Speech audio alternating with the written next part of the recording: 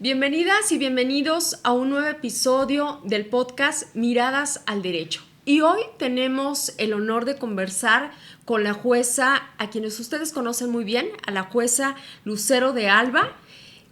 Jueza, muchas gracias por recibirnos en su espacio, en el Tercer Tribunal de Asuntos Individuales en el estado de Tlaxcala. Muchas gracias. No, gracias a ustedes por estar aquí. Gracias, Erika, por seguir aquí escuchando los criterios que tenemos que comentar, que tenemos para platicar.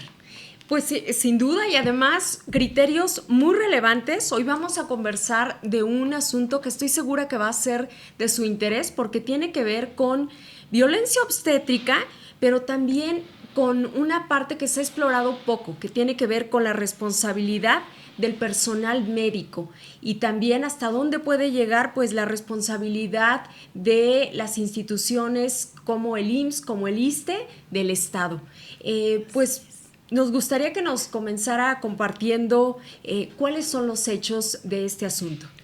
Mira, tuvimos aquí un trabajador que era un médico que fue despedido por un tema de violencia obstétrica, porque él lo señalaron que se había acreditado que él había incurrido en estas acciones y omisiones que generaban violencia obstétrica. Entonces, pues él viene demandando al patrón por este despido injustificado.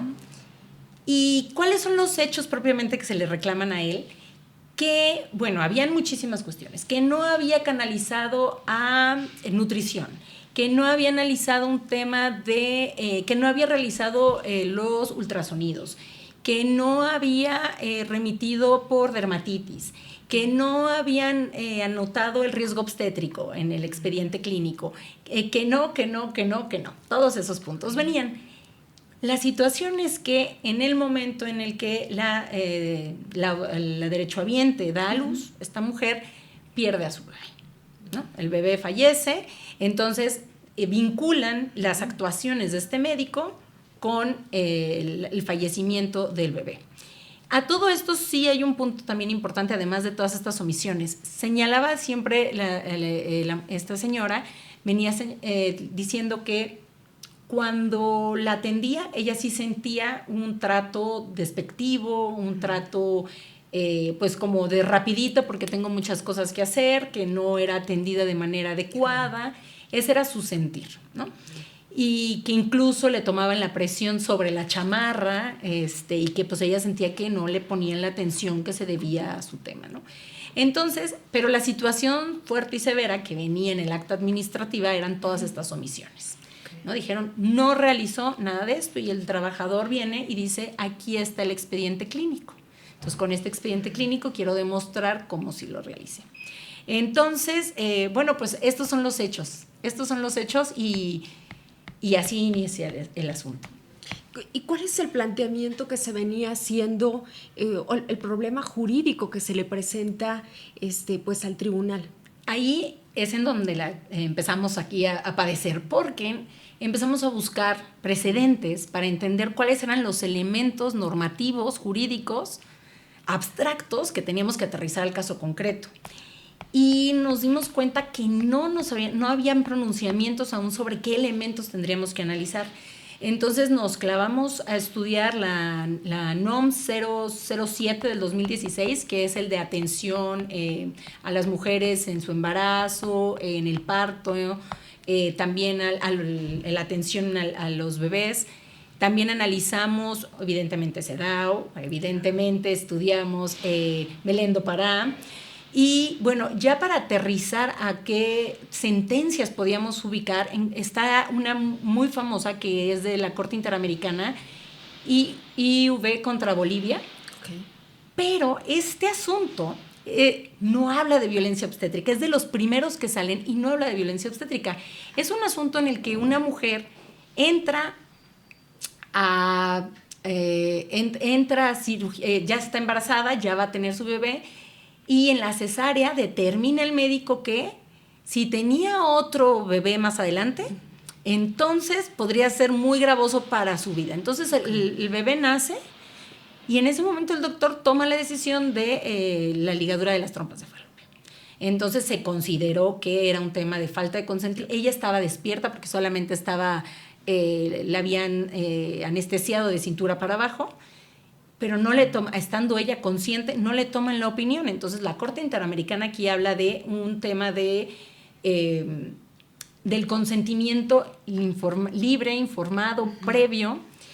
Esta parte es muy preciosa porque todos estos asuntos además nos hacen entender el derecho a la salud, de hacer el desempaque del derecho a la salud, ¿no? Que tienes tu maletita del derecho a la salud y nosotros entendemos, el derecho a la salud es que me den medicinas. No, el derecho a la salud lo abres y entonces encuentras como que vas desempacando y vas sacando una camisa y luego vas sacando otra cosa.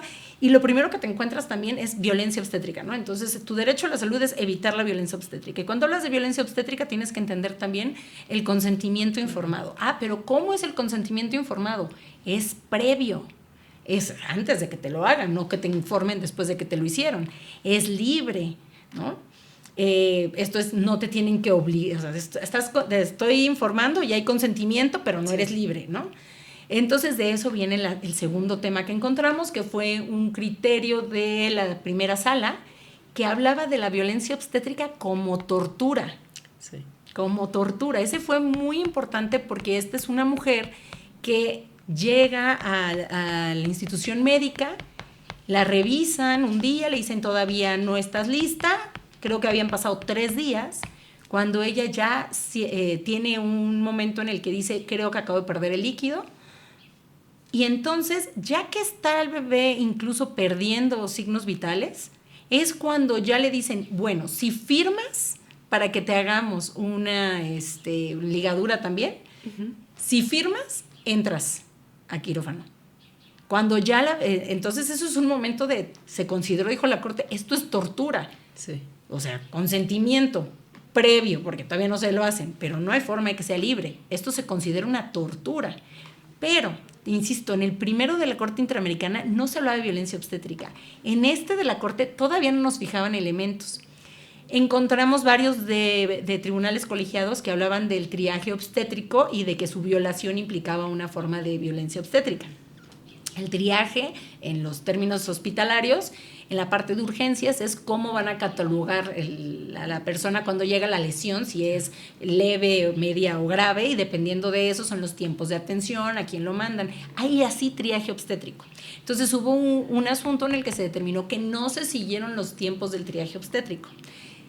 Y aun cuando estaba hablando ya de violencia obstétrica, no nos estaba dando estos elementos. Entonces nos dimos a la tarea de trabajar sobre estos elementos. Y trabajamos y hablamos que teníamos que tener un sujeto activo que fuera calificado. Okay. Es un personal médico. Tiene que ser personal médico o de enfermería, pero lo ampliamos a decir que también podían ser personas, el personal administrativo.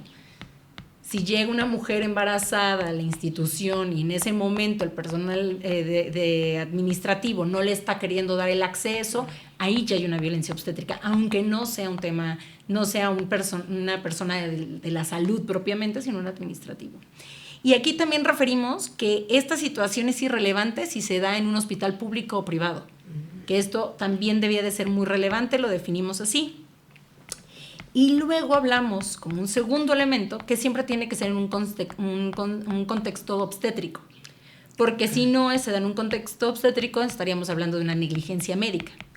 ¿Qué es un contexto obstétrico? Sí. Y se amplía de nueva cuenta, es tanto el embarazo, el parto, puerperio, pero además todo lo que tenga que ver con las cuestiones sexuales y reproductivas. Y eso nos amplía más lo que podemos comprender como violencia obstétrica, porque lo vamos a ver más adelante en las conductas específicas. Se dan conductas que no nos hemos dado cuenta que son violencia. Como que cuando hablamos de violencia obstétrica pensamos que es cuando te gritan en la labor de parto, sí, o cuando te hacen cesárea, porque son lo mayores que pues era lo más fácil hacer cesáreas. Pero no nos hemos dado cuenta que con los avances científicos y en donde estamos hoy, hay violencia obstétrica para las mujeres que buscan embarazarse y que las saturan de hormonas sin necesidad. ¿Por qué? Pues por venta, ¿no? Por venta de productos médicos. O sea, hoy por hoy las mujeres buscan ya embarazarse, a lo mejor ya estamos buscando el embarazo a una edad mucho más avanzada, y en ese entendido pues puede ser un poco más complejo. Sin embargo, ya hay registros o sea, números reales y objetivos en los que a muchas mujeres se les está medicando excesivamente sin que sea necesario para lograrlas embarazar. Pero pues esto ya se volvió el negocio de embarazar, ¿no? Entonces hablamos de un contexto obstétrico y el contexto obstétrico nos lo va a ampliar hasta allá. Y la conducta que objetivamente que puede ser una conducta, una acción o una omisión. Okay.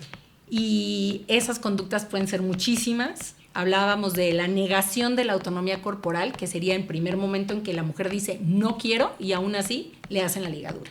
No quiero una cesárea y aún así le hacen la cesárea.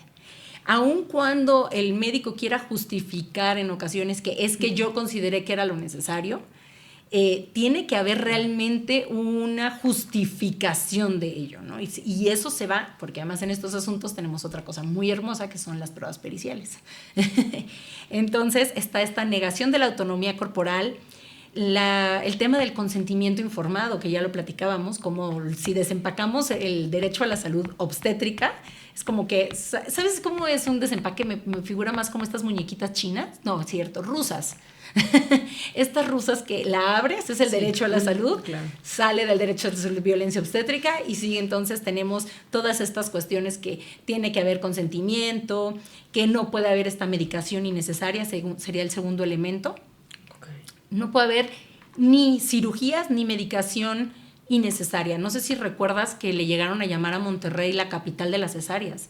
Sí. Se supone que solamente un 10% de las mujeres que que tienen su conclusión del embarazo concluyen 10% solo en cesárea.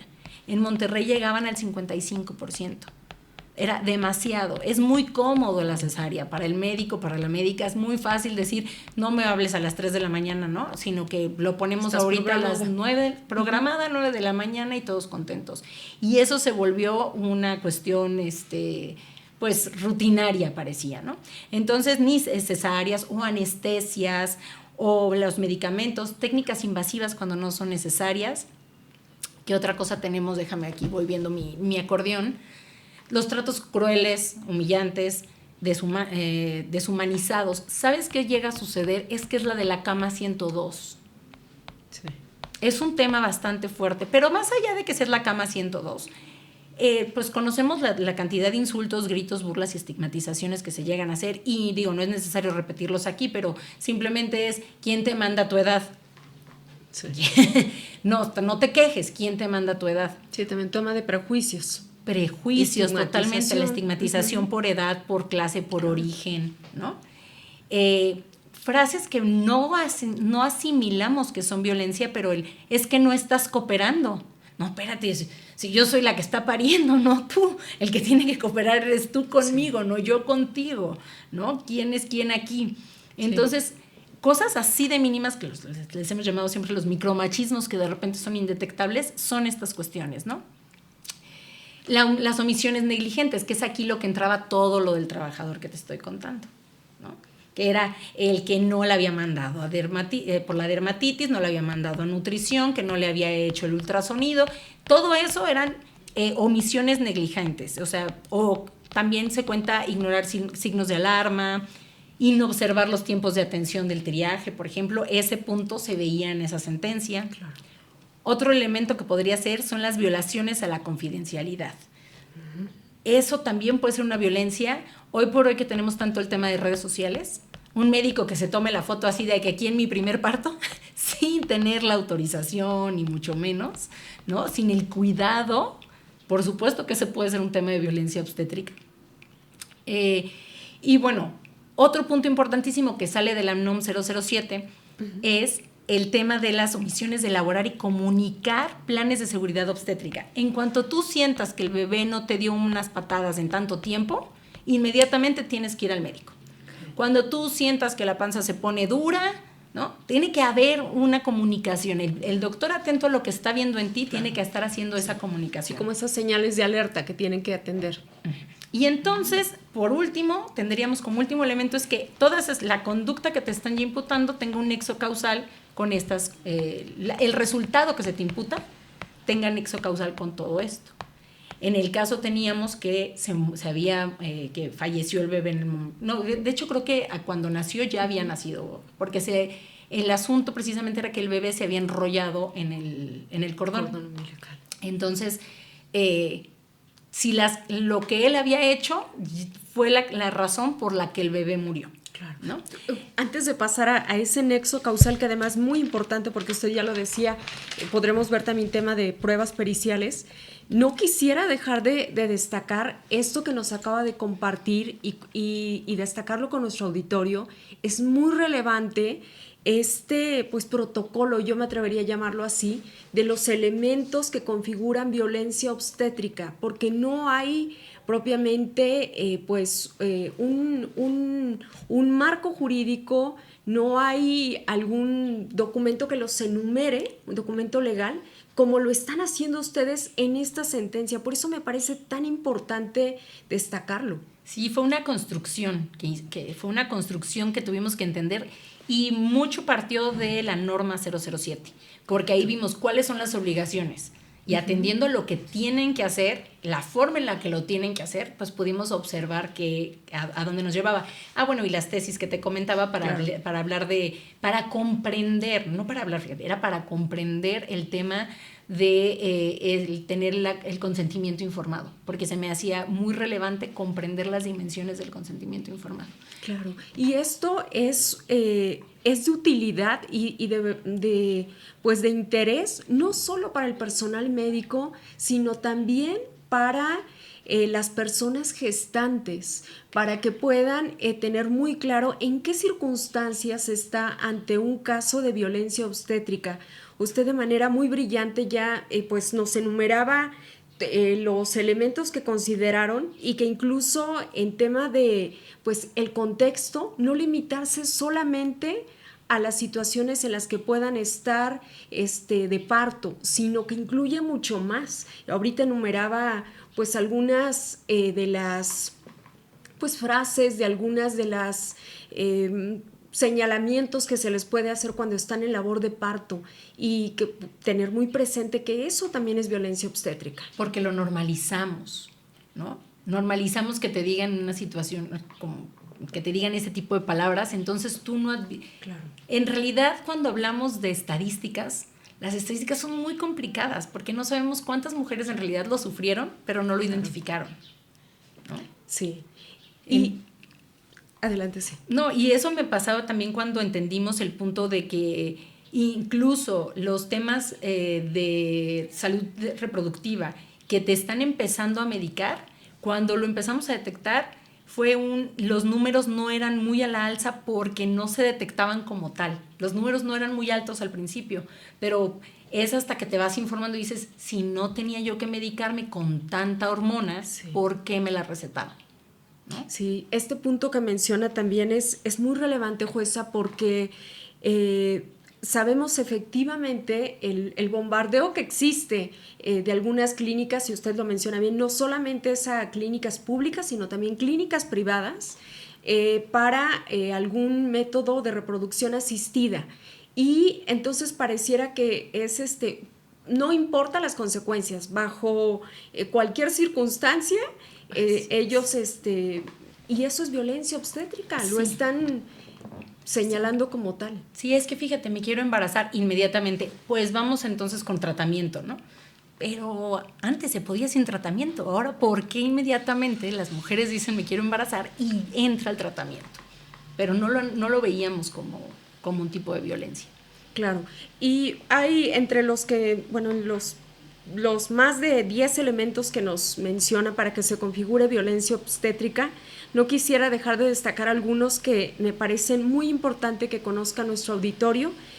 Esta parte donde menciona puede realizarlo personal médico, pero también personal administrativo. Sí, si tú estás llegando al personal administrativo, no te quiere atender porque entre que no has pasado tu INE, pues pídeselo a mi marido, ¿no?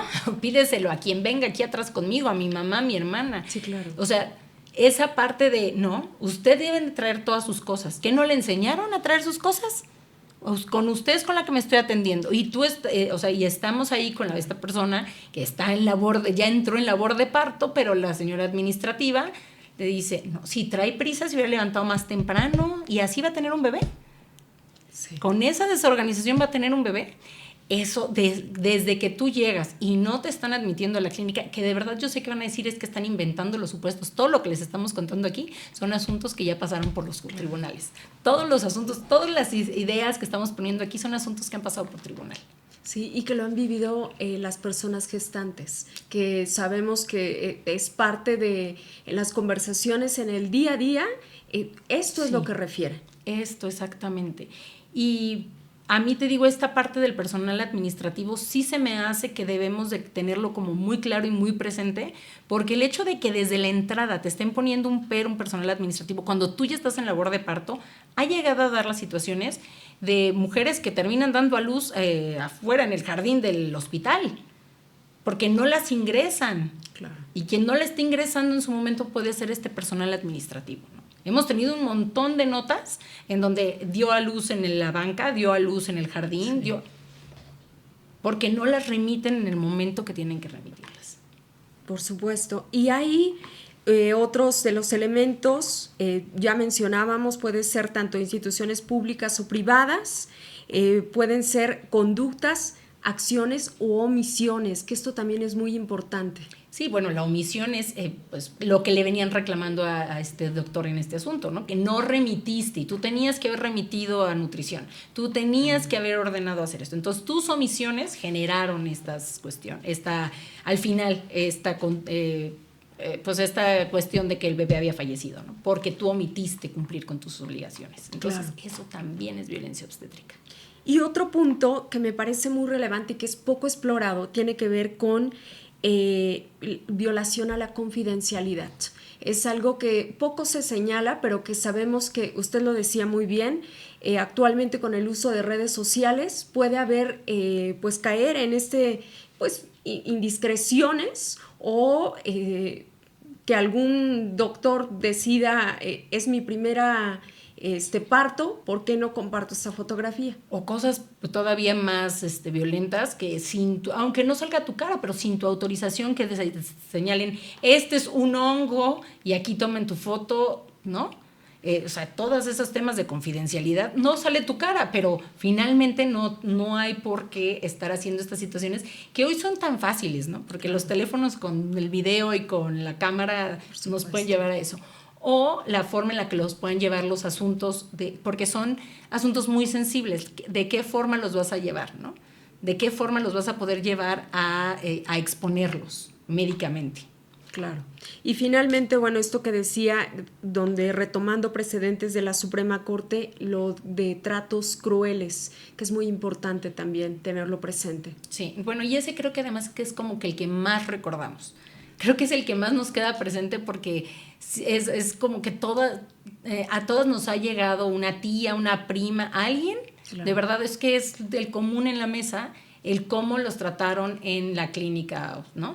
Que quiero decir que hay médicas que son excelentes, sí, médicas, excelentes médicos que tratan perfectamente bien a sus pacientes, pero bueno, tenemos que tratar estos asuntos porque existen, ¿no? Pero sí tengo que decir que hay reconocimiento total y absoluto al mucho personal médico que lo hace siempre con ¿no? Con el mejor tacto y con la mayor de las éticas. Sí, además que mucho de ese personal médico también está interesado justo en conocer estos elementos para no cometerlos, que está interesado en actualizarse. Y bueno, si le parece bien, me gustaría que ahora sí pudiéramos comentar cómo se dio este nexo causal a la hora de que ya tenían construido este marco jurídico y los elementos para probarlo. Mira, pues para analizar ese nexo causal tuvimos nuestra prueba pericial, porque un expediente clínico, médico, obstetra, pues no es mi especialidad.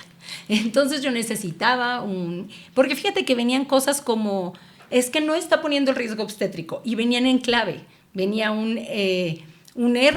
RT 128, Entonces, ¿yo cómo podía advertir que esa es una clave médica que todos entendían para calcular un riesgo obstétrico? Claro. ¿No? Entonces, ahí fuimos preguntando a la doctora a la perita que llevó la pericia, y le fuimos preguntando, oye, ¿hubo una falta de análisis de peso?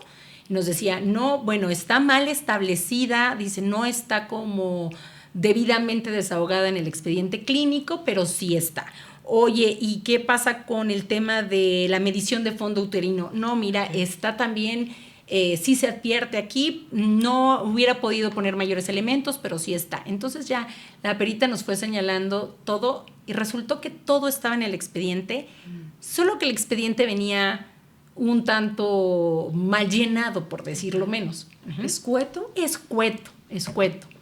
Pero resultó otro tema de relevancia, que el doctor recibía a cada paciente solo por 15 minutos. Solo tenía 15 minutos por cada persona gestante. Entonces, tenía que tomarle hacer la auscultación de rigor, ¿no? Que como mínimo implica que le tome la presión, que el peso, que cosas básicas, y las anota. De ahí determinar si hay alguna situación, generar algún diagnóstico, remitir al área correspondiente, ¿no? Que si necesitaba nutrición, que si necesitaba tema de dermatitis, de tener una dermatitis. Todas esas situaciones las tenía que remitir y llenar el expediente todo en 15 minutos, una tras otra. Entonces, aquí todas estas quedaron acreditadas que sí lo había llenado. Nada de esto llevó a que el bebé falleciera porque se dio la vuelta con el cordón. Nada de esto. Okay. Lo que nos quedó acreditado de aquí fue que de malos tratos, de humillaciones y tratos deshumanizantes, ella señalaba que ella lo había sentido así, que con otros médicos no sentía el rechazo que sentía por él. Y aquí tenemos un tema que es una conducta que se da de manera aislada, o sea, solamente se da con ella. Entonces no teníamos mayores pruebas, sin embargo, si ella lo estaba señalando de esa manera, pues determinamos que la única violencia obstétrica que advertíamos era esta situación, de la forma en la que el médico la trató a ella. Entonces, ¿eso es violencia obstétrica? Nos queda claro que sí. Por todo lo demás, ¿ocurrieron los hechos como lo señalaban, que todas sus omisiones llevaron a que el bebé falleciera? No. Pero había un mal llenado del expediente, y el mal llenado del expediente también podría ser una responsabilidad. Pero aquí nos llevó a pensar otra cosa. ¿Es responsabilidad individual o es responsabilidad institucional? Sí. ¿No? Y ese es un punto muy importante porque estamos hablando de una institución pública, y ahí incluso la manera de litigarlo es muy diferente, si es responsabilidad de la institución o si es responsabilidad solo del personal médico. Y las implicaciones, usted nos las compartirá, sí, son muy diferentes también. Tenemos que pensar que cuando es individual es porque directamente el médico le gritó adentro del quirófano, porque directamente el médico le medicó la medicó de más, porque directamente el médico decidió hacerle la ligadura de trompas. Directamente, ¿no? Personal médico lo determina. Entonces, ahí es un tema individual. Pero cuando estamos viendo el llenado de un expediente con deficiencias, pero advertimos, y nos quedó claro además porque tuvimos una confesional en la que nos señalaron que quedó claro que eran 15 minutos por cada paciente durante todas las horas de trabajo. O sea, estamos hablando que en una hora ves 4 personas. Eso es una tras otra. Una tras otra, entran, salen. Entonces, aquí lo que nos está haciendo falta es más personas médicas para la atención que realmente merecemos, ¿no? Claro. Entonces, eso no le podemos hacer imputable al médico. La mala integración del expediente médico no podía ser imputable a él en esas circunstancias. Entonces, viene el tema de decir, sí hubo una violencia obstétrica, pero esta violencia obstétrica nos va a llevar realmente a rescindir la relación de trabajo. Que ese era como la litis, el punto que por el que había llegado este asunto. Exactamente.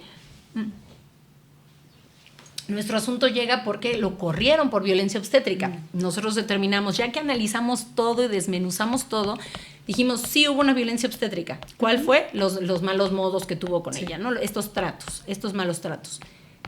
Pero aquí tenemos un tema bien importante. El artículo 47 de la Ley Federal del Trabajo habla sobre las razones por las que te pueden rescindir de tu trabajo. Y es muy tajante la Ley Federal del Trabajo. Es a quien falte más de 3 ocasiones, es a quien llegue en estado de embriaguez, es a quien pues en este caso fue por el tema de violencia obstétrica.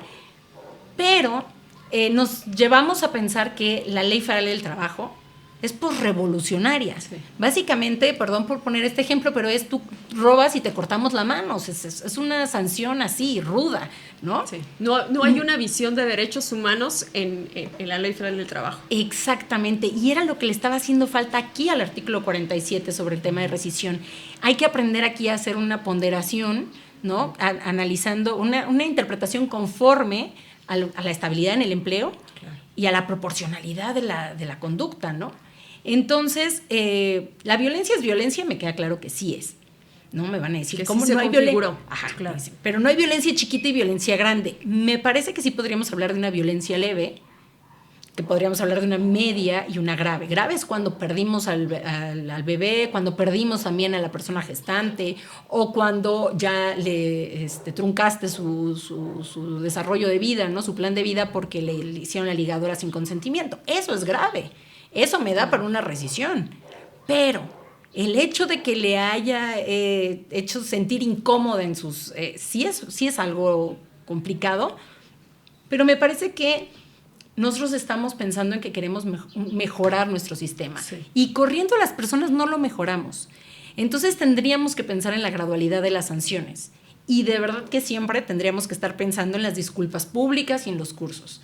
Porque las disculpas públicas son parte de a la víctima, a la víctima le estás diciendo, sí, tenías tú la razón y te debe esta disculpa, ¿no? Estas restituciones del daño. En los cursos, pues vamos a dar cursos.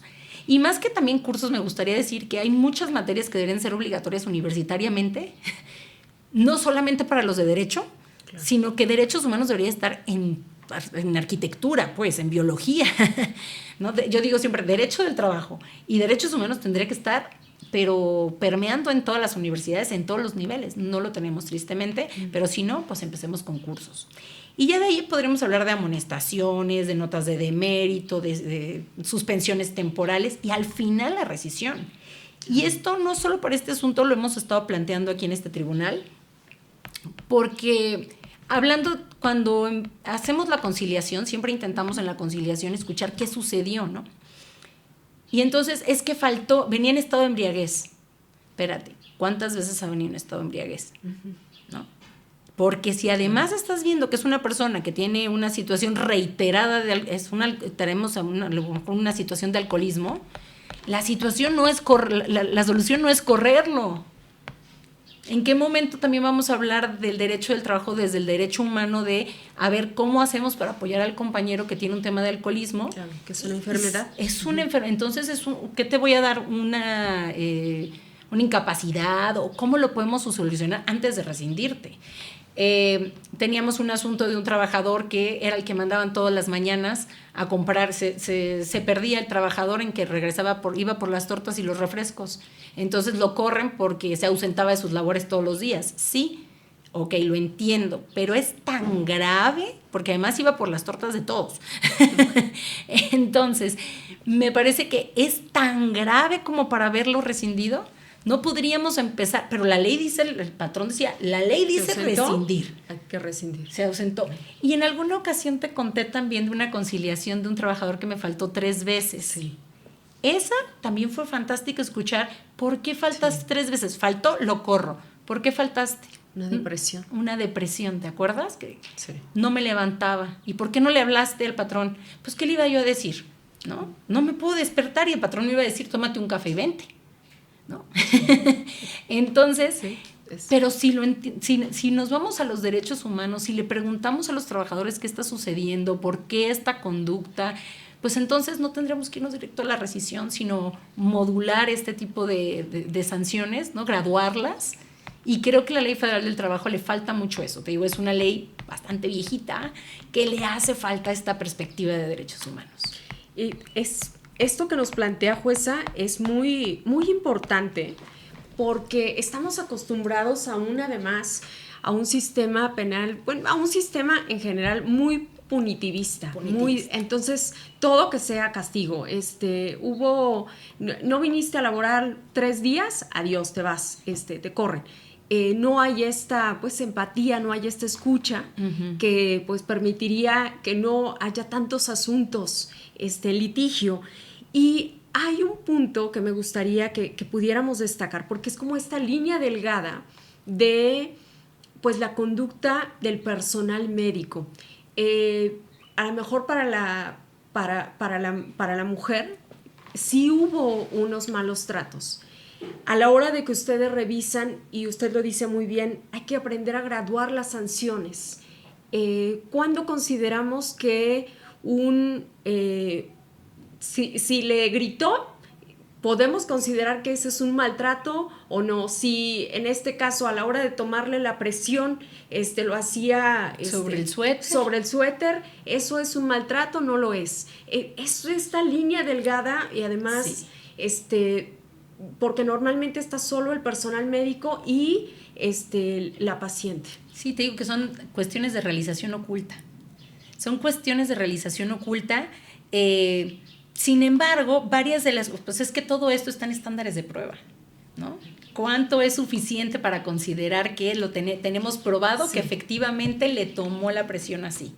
¿No? Hasta con qué elementos vamos a considerarlo probado. Yo creo que en este tipo de asuntos, tomando violencia obstétrica, nos vamos a un estándar muy bajo de prueba. ¿Y qué implica un estándar bajo? Bueno, un estándar alto es el que siempre conocemos, que es el de más allá de toda duda razonable, que lo vemos en todos los asuntos penales, en donde tienes que acreditar tu hipótesis y desvirtuar todas las demás hipótesis posibles existentes para que estemos segurísimos que no hubo nadie más que pudo haber matado, ¿no?, a esta persona. Pero aquí, de este estándar nos bajamos a lo más bajo que podemos tener, en donde incluso una prueba indirecta nos puede servir. La prueba directa va directo al hecho que queremos acreditar, y la prueba indirecta la rodea y nos da este elemento. Incluso con pruebas de valor probatorio pleno, podríamos tomar ahora para este tipo de asuntos valor probatorio indiciario, que es la diferencia entre un valor y otro, es que cuenta con todos los elementos de ley, porque sí fue firmada por la persona que tenía que ser, que tenía las facultades, tiene valor probatorio pleno. Esta es una copia, pues no tiene este valor, es solo un indicio. En este tipo de asuntos podemos tomar pruebas indirectas y podemos tomar indicios, en este tipo de asuntos. Porque precisamente estamos hablando de conductas, perdón, no delitos, conductas de realización oculta. Y de lo que señalabas ahorita del tema punitivo, de hecho, por esa razón, que tú dices, es que nuestro sistema punitivo es directo, así, sí. dos faltas, te vas. Precisamente por eso a mí no me gustaría, yo creo que esta cuestión de la violencia obstétrica no la veo en un código penal. No la veo en un código penal porque no es la forma en la que vamos a reparar. Sí. No es el medio en el que vamos a reparar en un código penal. Creo que tenemos que buscar otras posibilidades. Hay un abanico completo para que podamos ver cómo la vamos a identificar y de qué formas las vamos a estar sancionando, pero no creo que tenga que ser punitivamente hablando. Claro. ¿Y cuál fue el alcance de la resolución? ¿Qué es lo que deciden? ¿Cuál es el...? La reinstalación. Fue la reinstalación de este trabajador. Y bueno, además, evidentemente, a él le pedimos, y hay un tema bien importante, a él le dijimos que tenía que dar una disculpa pública, okay, pero siempre y cuando también ella quisiera. Okay. Sí, no, porque si ella no quiere estar enfrente de todos cuando alguien le pide esta disculpa, pues tampoco podemos estar haciendo esa obligación. Entonces hicimos esa pauta y importante.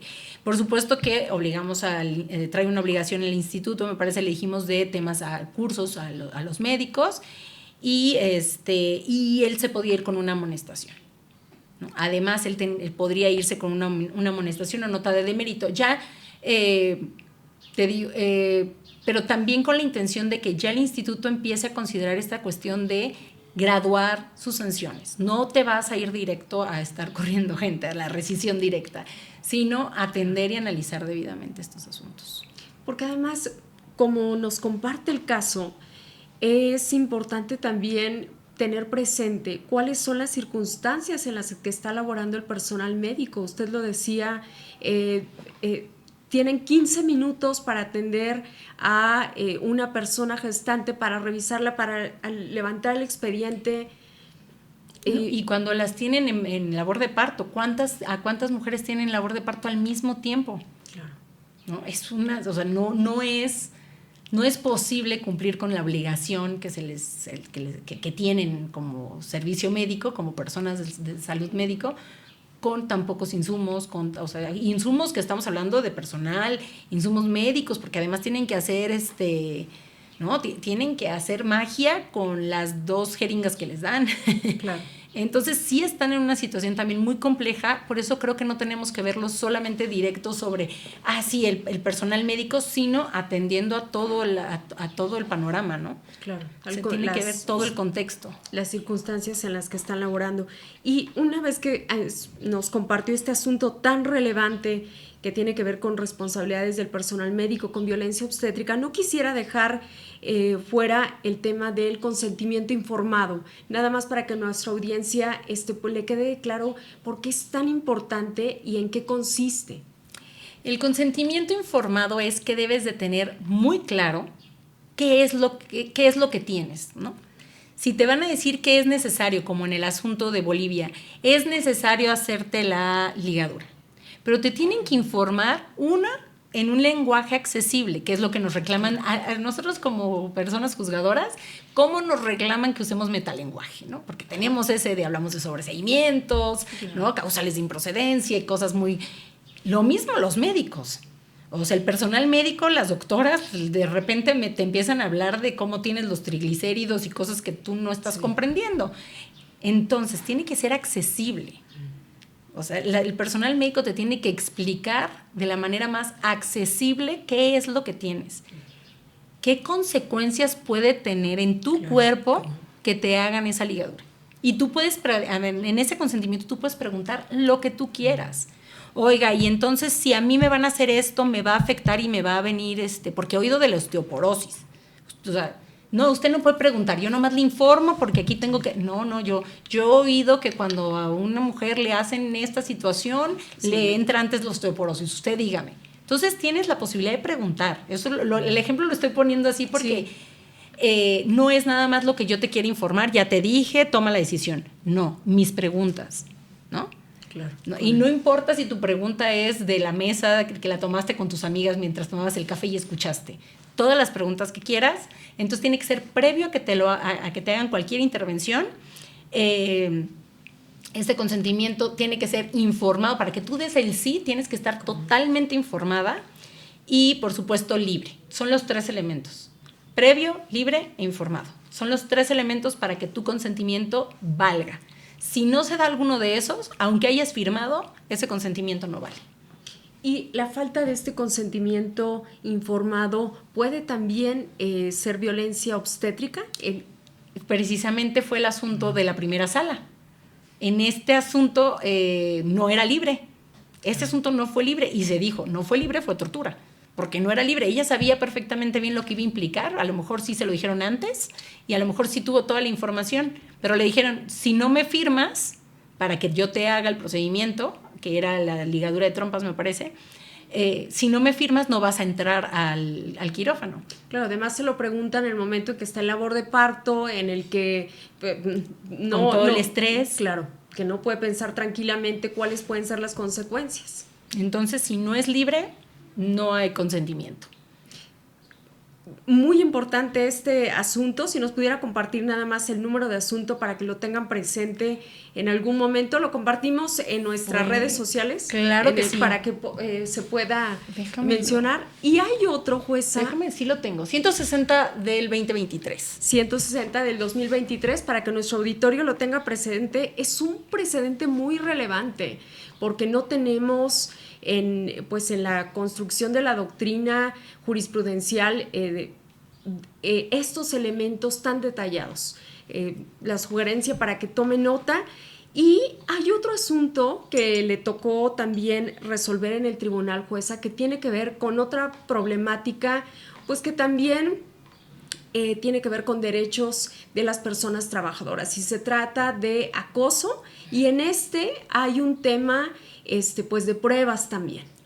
Sí, acoso, que además tiene como mucho que ver con este tema que acabamos de ver de violencia obstétrica, en varios elementos. Ahorita lo vamos a poder platicar. En acoso sí tenemos elementos, sí lo sacó, fue una sentencia, si no mal recuerdo, del ministro Cosío. De primera sala de las pocas que hay, o de la única que tenemos de acoso. Sí. Ajá. De hecho, ahí se dice el acoso puede analizarse vía civil, vía penal, vía administrativa, puede ser vía laboral. O sea, el acoso es tan severo que lo puedes ver en todas las vías. Claro. En vía laboral, viene una trabajadora y nos está señalando que su jefa directa, no su patrona, su jefa directa dentro de la institución la acosa, ¿no? Y nos da fechas y nos da circunstancias, modo, tiempo y lugar, ¿no? Entonces, que esta persona, el día 30 de octubre, por poner una fecha, le exigía, estoy aquí inventando los hechos, le exigía determinadas cosas, pero le decía, ya ves, no sirves para nada, deberías de irte de aquí, ¿no?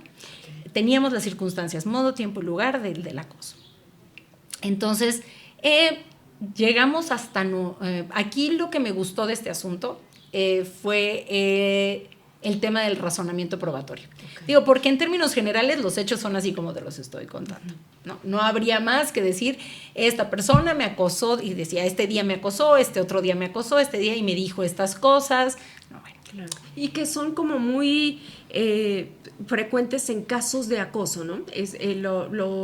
Pues el trato, los señalamientos, la forma en la que se refieren a la persona subordinada, algunos de los elementos que ya se han ido construyendo en la doctrina. En estos elementos que platicamos de esta jurisprudencia que ya teníamos de la primera sala, que te dice primero tiene la conducta o la omisión, porque también hablamos siempre de conductas u omisiones, tienen que ser intimidar, opacar o amedrentar con la intención de excluirte, de que te vayas, ¿no? De aquí. Esa es la conducta objetiva que se busca aquí. Que la intención del acoso es que te vayas. ¿Y por qué digo que también puede ser una omisión? Porque el hecho de que no te den trabajo, que te tengan todo el día ahí sentado, pues eso es, no te están diciendo nada. Pero eso es acoso. Y eso es de los más violentos, Eso es de lo más violento. Entonces, hablamos de esto, intimidar, opacar o amedrentar con la intención de excluirte. La siguiente sería el sujeto, quién es la persona que lo debe hacer, tiene que ser dentro de la empresa y puede ser horizontal, vertical, esto puede ser con tu jefe o puede ser entre compañeras y compañeros de trabajo, ¿no? Puede ser así, puede ser así. Y bueno, ya por último, que nos dice que tendría que ser sistemático, esto es pues como mínimo unas 2 veces, para que ya empecemos a ver que esto ocurre, ¿no? Entonces, bueno, básicamente el asunto, te digo, fue así, señalándome, habían varias conductas con la finalidad de intimidarme para que yo me fuera del trabajo, y me lo hacía mi jefe. O sea, todos los elementos me los estaba dando. Sí. Pero, pues entonces, la parte bonita de este asunto fue el tema del razonamiento probatorio, porque me da todos los ejemplos para dar una clase de razonamiento probatorio. ¿Cuándo se tienen que admitir las pruebas? ¿No? Sí, o sea, claro. Los momentos de la actividad probatoria. Justamente. O su admisión, ¿no? ¿Cuándo admito en materia laboral? Pues en la audiencia preliminar. ¿Y qué tengo que ver? Que sea relevante, que sea directa al hecho que estamos analizando, que cumpla con todos los elementos, que esté dentro del tiempo ¿no? Que lo tienes que presentar en el momento en que te corresponde. La demanda se presenta las pruebas, se presentan en demanda o en contestación. Incluso puedes presentarlas en réplica o en contrarréplica cuando tienen que ver con estas 2 primeras fases. Pero ya una vez llegada a preliminar, solamente que sea una prueba de la que tú no te enteraste. Si no, ya en preliminar ya no puedes presentar pruebas, ¿no? ¿Qué pruebas puedes presentar? Te decía que sean relevantes y también, pero no te voy a aceptar las que sean pruebas ilícitas. Entonces, ¿qué es una prueba ilícita? Aquella que se haya obtenido con violación de derechos fundamentales. No se pueden admitir. Entonces, aquí hay 2 temas claves. Una, que no puedo admitir de las fuera de tiempo, y 2, que no puedo admitir pruebas ilícitas. Bueno. Entonces... ¿qué es lo que pasa en la audiencia? En la audiencia de juicio. Ya en ese momento me pide el uso de la voz la parte demandada, la jefa.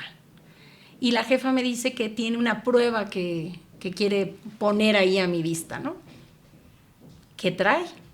Pues traigo el expediente clínico médico del hijo del actor, en donde se ve que tiene cuestiones, tiene algunas enfermedades psicológicas, psiquiátricas, y con esto se podría acreditar que esto es un tema de familia y que el actor entonces está inventando lo que yo le digo. Entonces, como sabemos nosotros de razonamiento probatorio, atendemos al principio de contradicción, y lo primero que tengo que hacer es darle el uso de la voz a la parte actora. ¿Qué opina usted? ¿Qué quiere decir usted sobre esta prueba? Claro. Y entonces me dice, admítala. Está fuera de tiempo, ¿eh? Y sí, es ilegal. Admítala, porque con esto se acredita la forma de actuar de mi jefa. Y entonces, en términos generales, esta prueba había que desecharla. Claro. Pero la está presentando la parte demandada, ¿no? La parte actora la está haciendo suya. Se vuelve una prueba de juicio. Entonces yo la admití. Fuera de tiempo, porque pues no estaba acreditada, que hubiera conocido del hecho hacía 3 días y que está dentro del término para presentarla. No estaba eso acreditado. Pero además es ilegal. Claro. O sea, esa prueba no tenía por qué esta persona tener ese documento. Es la información personal del hijo de la trabajadora. No podía ser más ilícita. Y la prueba ilícita no se puede tener si viola derechos humanos. Pero existen varias lecturas de Larry Laudan, quien señala que la prueba ilícita tiene que reentenderse si es que nos sirve para para descubrir la verdad. Porque finalmente el objetivo principal del juicio, ¿no? El objeto de la prueba el objetivo institucional de la prueba es encontrar la verdad. Sí. ¿No? Entonces, si esta prueba me va a servir para encontrar la verdad, tráela. Pero ¿sabes qué? Para desincentivar su mal uso, sanciona en la vía que corresponda, ¿no? Entonces, pues siendo así, dije, se admite esta prueba. Y esta prueba, como hace rato platicábamos, es muestra de... Era una muestra, no de los hechos, no era una prueba directa claro. Del hecho que ocurrió el 20 de mayo, el 20 de abril y el 2 de junio. No nos acreditaba esos hechos. No de este acoso directo que había. Sí. Exacto, no me acreditaba esa parte directa. Era una parte que te da este conocimiento de manera indirecta de que la conducta de esta persona. Entonces es una prueba sobre la conducta, que no es lo mismo que una prueba de los antecedentes, cuando te traen los antecedentes de alguien, de mira, ya ha robado otras veces. No me parece que podríamos usarlo así, porque ahí creo que tenemos como que libre albedrío. Entonces, como que el hecho que me digan, mira, ya ha robado otras veces, robó hoy, creo que alguien puede decidir, ya no voy a robar. No en eso, sino como esta parte de la conducta que se da en el proceso, que podemos considerarla, así la trajimos a juicio. Claro. Y además por la gravedad que implica, es decir, está presentando el expediente del hijo de la persona por la que está recibiendo señalamientos de acoso. Habría que preguntarse cómo lo obtuvo y además tener muy claro que es información confidencial. No tendría por qué estar en poder de ella. Exacto. Por eso ahí, atendiendo a lo que señalaba Larry Laudan, lo que hicimos fue dar vista al Ministerio Público. Me quedo con la prueba porque la prueba era teníamos todo lo corroborado en su fiabilidad, porque incluso el instituto que estaba llamado a juicio dijo, sí, es original. Y la señora, la propia trabajadora, dijo, sí, es el expediente de mi hijo. O sea, todos aceptaron que el expediente era. Entonces, en tema de fiabilidad, yo lo pude traer a juicio, pero le damos vista al Ministerio Público para que haga lo que en derecho corresponda por lo que hiciste, de cómo lo obtuviste, de dónde salió este expediente, ¿no? Pero sí traerla a juicio. Entonces, este asunto, por eso a mí me pareció sumamente relevante, y además en donde te estaba yo diciendo que creo que se entrelaza con... Sí. El otro tema de violencia obstétrica es en temas institucionales. Sí. Porque de verdad tenemos problemas, nuestros problemas son sistemáticos, son institucionales, vaya. Porque no estamos viendo que den las condiciones, decíamos, el hospital no da las condiciones al médico o a la médica para que puedan llevar a cabo debidamente su actuación, su trabajo, ¿no? Lo mismo aquí, si no les estás... Trabajamos entre o sea, entre seres humanos, y la convivencia humana yo creo que es de lo más complejo que existe. Y para eso, digo, a mí nada más me enseñaron para venir a trabajar aquí, yo nada más estudié Derecho, hice Constitucional, sé Amparo, sé de Ley Federal del Trabajo, pero las relaciones humanas las dejamos de lado. Y aquí convivimos todo el día más que en otro lado. Entonces, ¿cuál era la obligación de la institución ahí? Porque eran la actora, la que decía que su jefa, que era la jefa del área, la hostigaba. Pero dentro de una institución le preguntamos a la institución qué protocolos utilizaste. Cuando te avisaron de esto, que no tendría que llegar conmigo de manera directa, tuviste que haberlo sabido. No, pues no tenemos protocolos. Me acuerdo que me dijeron en esa audiencia, nada más tenemos lo del moño naranja cuando es noviembre. Yo, no, bueno, pues con eso cómo vamos a avanzar, ¿verdad? Esa fue la respuesta de la institución en el momento que yo pregunté, ¿y qué hacen con estos protocolos? Claro. No, pues nada más nos ponemos el moñito naranja y... no, pues qué padre. ¿Y para qué sirve el moñito rosa? ¿No? Porque los moñitos no nomás son para ponérnoslos, el moñito es un recordatorio, por eso andamos con moñitos. ¿No? Pero no hacían nada de los protocolos, no hacían un curso, no hacían una integración. Entonces también hubo una parte de responsabilizar, ¿no? Responsabilizar a la institución y por supuesto acreditar el acoso. Que aquí no me toca a mí la determinación de voy a correr o no voy a correr. Yo no soy el patrón, yo no corro. Aquí la situación era que incluso la trabajadora venía pidiendo, muévanme de área, pero ya no me dejen con esta mujer porque voy a morir, ¿no? Entonces yo no tomo la decisión de que lo corran. Yo les digo, está actualizada la conducta de acoso. Tu patrón determina qué es lo que te corresponde. Las medidas. No, tú toma las medidas. A mí no me toca llegar hasta allá. Porque se puede regraduar esta situación y moverlas de área y, ¿no? Entonces, pues este asunto, y también tuvo temas, si no mal recuerdo, tuvimos también periciales. Tuvimos también periciales. Por eso te digo que considero que estos asuntos tienen como que su mismo, o a lo mejor es porque los veo yo y yo les doy el mismo enfoque a mis asuntos, pero creo que llevan este mismo enfoque. Pues, y esto es muestra de la importancia que tiene las pruebas periciales en los asuntos que llegan de cualquier materia. En esta le toca a usted de la parte laboral de asuntos individuales, pero en cualquier materia. No, yo de verdad creo que es que antes nada más teníamos testimoniales y documentales. Era lo que teníamos, ¿no? Eran las mayores pruebas que teníamos. Cuando se va descubriendo todo este tema de tener pruebas científicas, ¿no? Bueno, es una revolución.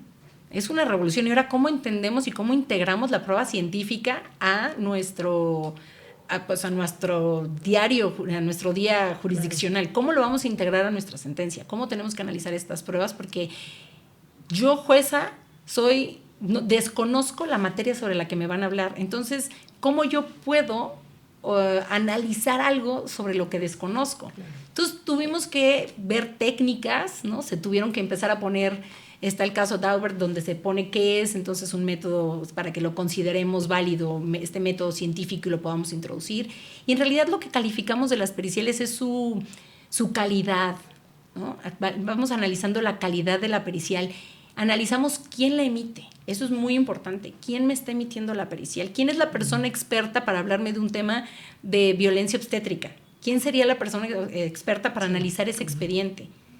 Y se buscaría de la manera idónea, sería que tuviera además artículos sobre el tema, ¿no? Que fuera esta persona que realmente nadie más sabe que esta persona sobre el tema. ¿El quién? El qué es lo que le vamos a solicitar. Nos tiene que quedar muy claro qué es lo que le estamos pidiendo a la persona perita. Muy claro. Tenemos que ser, no es así como ampliamente qué es lo que adviertes de este expediente clínico. No.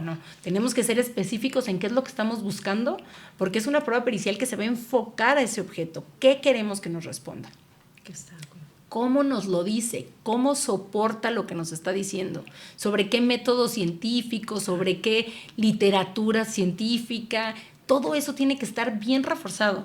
Y en general las pruebas periciales son un soporte fundamental. En materia del trabajo, pues tenemos todos los temas de seguridad social con muchísimas periciales médicas.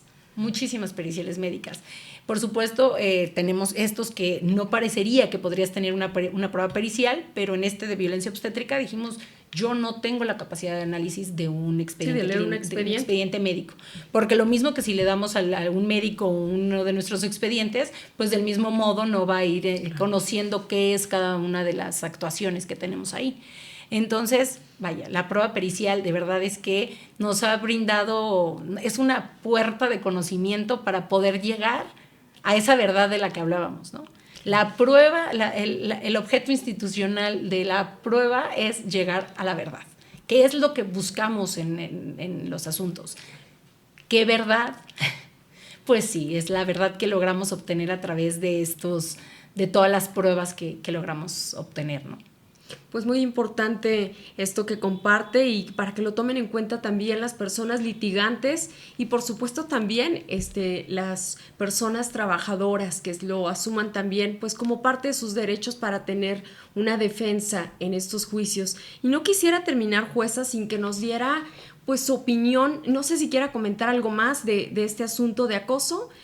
Quizás solamente concluir con se ordenó se mantiene el trabajo. En este tema del acoso, yo no ordené que se mantuviera. Yo nada más les dije, existe el acoso y tienes que tomar qué decisiones vas a tomar, qué medidas vas a tomar para erradicar ese acoso, ¿no? Si considera, o sea, aquí tendríamos que ver que la gravedad del acoso para determinar si la vas a rescindir o simplemente las vas a mover del lugar para que estén separadas, ya no se ven, entonces ya evitamos ese problema, pero también vas a capacitar, esas si fueron órdenes directas, vas a generar el protocolo que no me habían señalado que lo tenían. Sí, fueron más de estas cuestiones, yo no me metí al fondo de decirle la corres, no la corres, esa no era mi función en este asunto. Entonces así es como terminó este asunto. Muy bien, y antes de concluir quisiera pues preguntarle su opinión de la reciente pues reforma a la ley de amparo. Sabemos que ya ha compartido también pues su punto de vista, un punto de vista como ha sido congruente, crítico de lo que ha sucedido incluso desde la reforma judicial. Me parece lamentable, por decirlo menos, lo que ocurrió con la ley de amparo. De verdad, la ley de amparo, o sea, el amparo era nuestra herramienta para la ciudadanía, es nuestra herramienta para evitar, ¿no?, los abusos del poder. Es así de sencillo. Porque todos los juicios son, lo que hemos platicado aquí, laborales, ¿no?, son patrón contra trabajador. En civil, la esposa contra el esposo. Teníamos, bueno, esos eran familiares. Pero la situación aquí es que es la ciudadanía contra el abuso del poder. Vienes contra una autoridad y lo están limitando. Lo están limitando y además lo quieren, a mi consideración, lo quieren maquillar con muchas cosas que no vienen al caso. O sea, señalar que, muy bien, ahora se va a dictar la sentencia en 60 días a partir de la audiencia constitucional. Pues te aviso que se tenía que dictar el día de la audiencia constitucional, ahora le están dando 60 días, ¿no? Y además, no se logran en 60 días porque hemos hablado aquí de los temas institucionales. Sí. Y lo hablamos antes de la reforma, ¿no? Hace poco escuché un juez nuevo que llegó a decir, es que hay mucho trabajo, no se puede. Yo de verdad decía, pero si decían que si nos cambiaban a nosotros éramos el problema, estas personas juzgadoras de carrera éramos el problema, que entrando las nuevas personas juzgadoras ya no iba a haber rezago, porque estas personas iban a llegar con su democracia a levantar este trabajo. Pero es falso, eso era un populismo. Lo que se necesitaban son más jueces, más juezas. ¿Por qué? Porque no estamos conforme a los estándares internacionales de cuántas personas juzgadoras se requieren por ciudadanos en el país, ¿no? Estamos muy por debajo, muy por debajo. Cuando te digo muy por debajo es que deberíamos, creo que tener 15 y tenemos 5. No tengo ahorita el dato en la cabeza, pero estamos muy por debajo. Más o menos esa cifra, sí. Entonces, ¿qué más necesitamos?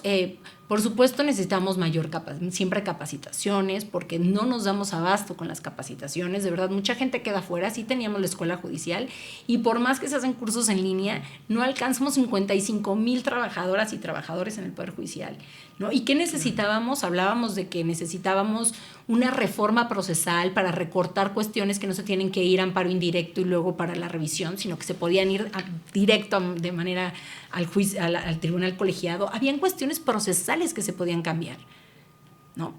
Pero no, Dicen, ahora va a ser en 60 días. Me parece populista. Ahora ya vamos a tener todo en línea, pero ya lo tenemos. Aquí los expedientes son de este tamaño. Tuvimos un acuerdo general 12 del 2000, creo que es 2020, 2021, del Consejo de la Judicatura.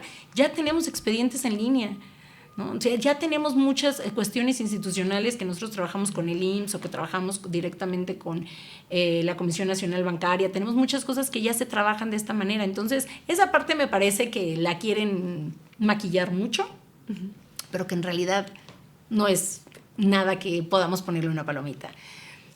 Por otro lado, también advierto cuando leo la exposición de motivos, por ejemplo, con el interés legítimo, sí, que dicen, lo estamos haciendo conforme a un criterio de la corte anterior, así que no nos vengan a decir que está mal porque es un criterio de la corte anterior. Sí, fue el primer criterio que sacó la corte respecto del interés legítimo, porque no están citando, por ejemplo, la sentencia de omisiones legislativas en donde se amplió el concepto del interés legítimo, ¿no? Sí. Pero hoy sí le decimos a la ciudadanía ¿por qué para mí es importante estar en la causa de la democracia y de la independencia judicial? ¿Por qué para mí el activismo va desde aquí? Y si lo digo abiertamente, me considero una activista en este foro.